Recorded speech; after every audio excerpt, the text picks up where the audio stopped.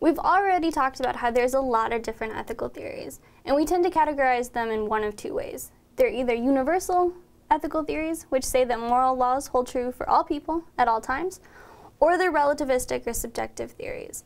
Relativistic theories simply just say the opposite. And the most common type of relativistic theory is cultural relativism. And the main premise of cultural relativism is that different cultures have different moral codes. And what follows from that is that the moral code of a society determines what's right within that society. And that there is no objective standard by which we can judge other theories. There are no moral truths that can hold true for all people at all times. It also states that our moral code, so the moral code of our society, whether we are American or European or Asian, it doesn't really matter. It's just one of many other moral codes, and that it has no special standing. And finally, that it's arrogant to judge other cultures and their moral decisions. We need to be tolerant of them. And when we take these 5 premises into consideration, we have cultural relativism.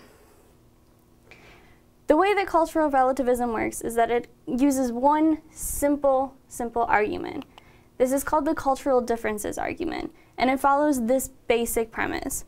Different cultures have different moral codes, therefore there is no objective truth in morality. Right and wrong are only matters of opinion, and opinions vary from culture to culture.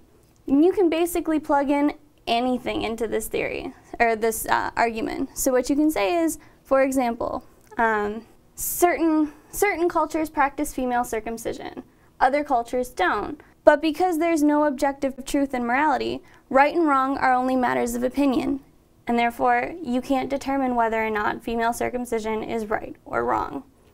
If we hold that the cultural differences argument is valid, there's some really interesting conclusions that we can draw from it, or some consequences that we're going to have to deal with on a moral level.